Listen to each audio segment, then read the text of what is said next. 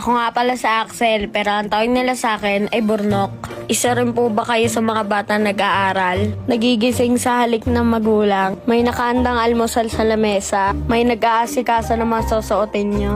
Naghahanda ng mga baon nyo? Nagpaplansya ng mga damit nyo? Nagsusuot ng sapato sa inyo? Kung isa kayo sa mga batang ganon, sobra pong swerte nyo. Dahil po ako, ayun po ang pangarap ko. Ito nga po pala ang first day of school.